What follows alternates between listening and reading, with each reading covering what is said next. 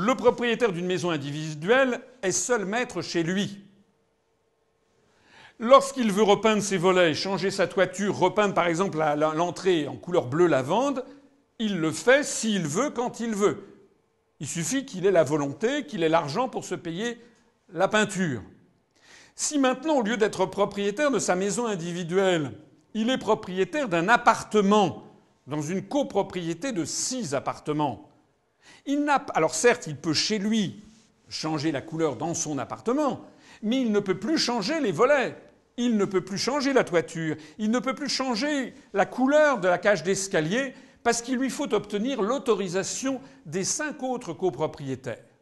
Donc déjà, les choses vont devenir beaucoup plus compliquées. Il va falloir obtenir l'autorisation des 5 autres. Or, l'être humain étant ce qu'il est, et les Français étant ce qu'ils sont d'ailleurs, il est bien rare de s'entendre merveilleusement bien avec ses 5 voisins, surtout lorsqu'il s'agit de choisir une couleur, par exemple. Et donc tout va devenir beaucoup plus lent, beaucoup plus compliqué, et on va se tourner vers le syndic, qui n'habite pas dans l'immeuble, et qui est celui qui va trancher les conflits à l'intérieur de l'immeuble. Mais si maintenant, au lieu d'être dans une copropriété avec 6 copropriétaires, on est dans une copropriété avec 27 copropriétaires dans un immeuble, à ce moment-là, plus personne ne décide de rien. Parce que c'est tellement compliqué. D'ailleurs, les gens ne se connaissent pas. La personne qui habite au 3e, par exemple, connaît très bien des amis qui sont à 500 mètres, des parents qui peuvent être même, je ne sais pas, expatriés, peut avoir un frère expatrié au Japon ou en Australie. Donc il a des liens avec des personnes situées parfois très loin, mais en revanche, il peut très bien ne pas du tout connaître le propriétaire du 15e étage. Il n'y a plus aucun lien. Et donc, dans ces conditions, c'est le syndic extérieur qui décide de tout. Alors, il faut voir comment ça marche pour bien comprendre. Vous avez compris que la métaphore que je présente devant vous, la maison individuelle, c'est un pays indépendant et souverain. La copropriété avec 6 appartements, c'est l'Europe des 6. Et la copropriété avec 27 appartements, c'est l'Europe à 27. Notez d'ailleurs le génie de la langue française. Le génie de la langue française, dans les années 60, on disait l'Europe des 6.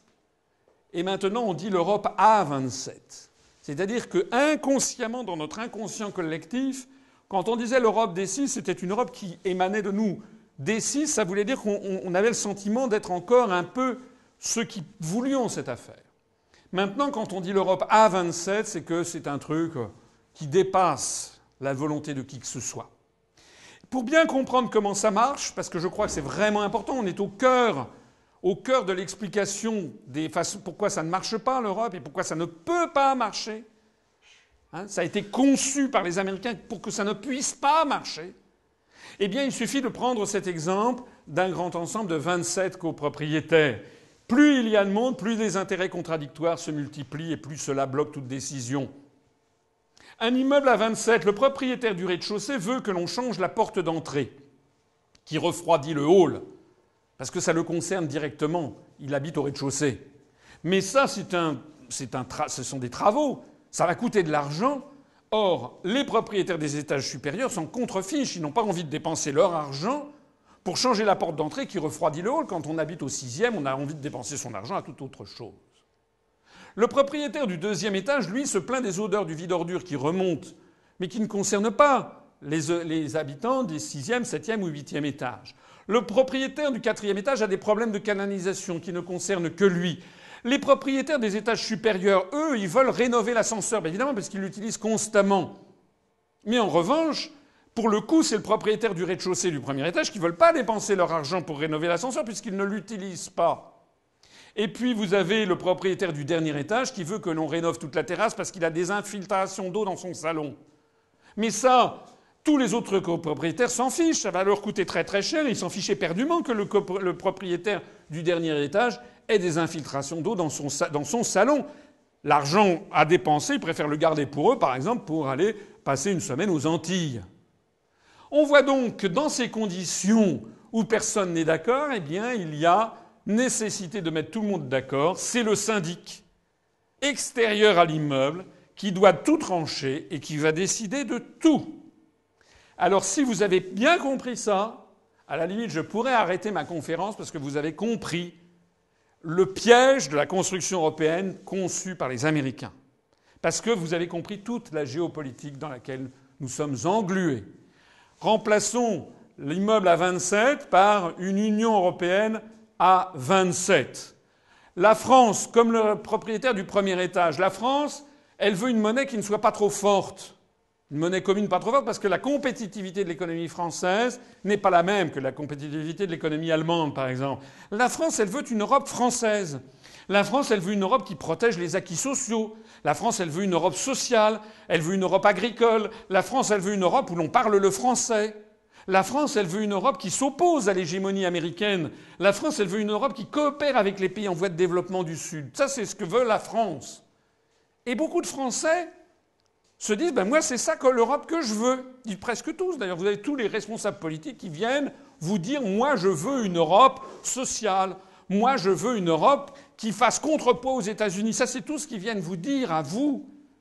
Mais c'est pas à vous qui devrez dire ça. Ce sont aux autres peuples. Mais les autres peuples veulent tout à fait différemment. Le Royaume-Uni veut démanteler la politique agricole commune. Le Royaume-Uni veut une alliance étroite avec les États-Unis dans tous les domaines. Le Royaume-Uni veut être encore plus proche des États-Unis que ça n'est actuellement. L'Allemagne, pour son compte, veut une monnaie forte parce qu'ils ont la hantise. C'est d'ailleurs la raison pour laquelle l'euro finira par exploser. Ils ont la hantise de la réédition du scénario de 1923. Ils constatent qu'ils ne peuvent pas avoir la même monnaie que la Grèce, que l'Italie, que l'Espagne. Ils le constatent en ce moment. Ils veulent sortir de l'euro. Ce sont les États-Unis qui les empêchent, puisque, comme je le rappelle tout à l'heure, ce sont les États-Unis qui, depuis 1965, ont exigé qu'il y ait cette monnaie européenne. Vous avez les pays de l'Est, l'Estonie, la Lettonie, la Lituanie, la Pologne, la Tchéquie, la Hongrie, la Slovaquie, la Roumanie, tous ces pays de l'Est veulent la protection militaire américaine. Ils veulent la protection militaire américaine contre la menace russe. Parce qu'ils ont peur des Russes, et on peut les comprendre. Ils ont été pendant plusieurs décennies sous la tutelle de l'Union soviétique. Ils veulent également, d'ailleurs si nous étions polonais, pensons aux Polonais. Les Polonais, pendant plusieurs fois au cours de leur histoire, leur pays a été divisé entre l'Allemagne et la Russie. Ils ont donc envie d'avoir des protecteurs. Et jusqu'en 1940, ils comptaient sur la protection du Royaume-Uni et de la France. Puis lorsqu'Hitler a envahi la Pologne, eh bien, nous sommes à ce moment-là intervenus, comme vous le savez, pour défendre la Pologne. Mais comme vous le savez aussi, nous avons été écrabouillés. Donc depuis cette époque, les Polonais ont constaté que les Français et les Anglais ne pouvaient plus les protéger. Ils veulent donc le parapluie militaire américain. Par ailleurs, ils refusent tous une harmonisation sociale et fiscale avec les pays riches de l'Ouest pour mieux les concurrencer. Et puis ajoutons que le Luxembourg refuse la lutte contre les paradis fiscaux, puisque lui, c'est là-dessus qu'il fonde sa richesse. Ajoutons que Malte, Chypre et la Grèce ne veulent pas de mesures trop contraignantes contre la pollution maritime, puisque les grands armateurs vous savez, qui ont des navires avec des pavillons de complaisance du Libéria, du Panama, du Vanuatu, eh bien, ce sont justement des armateurs grecs, chypriotes, maltais. Nous avons donc exactement la même situation au niveau géopolitique que la situation que je montrais plaisamment au niveau de particuliers dans un même immeuble. Et de la même façon que pour un immeuble, eh bien, tout ça est réglé par un syndic extérieur, eh bien, il faut donc un syndic extérieur à l'Europe à 27 qui va décider de tout. Alors, la question tombe sous le sens. Qui est le syndic extérieur à l'Europe à 27 qui a le pouvoir, quelle est la puissance qui a tellement de pouvoir qu'elle peut imposer à l'Europe, qui ne s'entend en rien, elle peut imposer une politique parce qu'il y aura une majorité d'États qui se rangeront à son avis. Poser la question, c'est y répondre.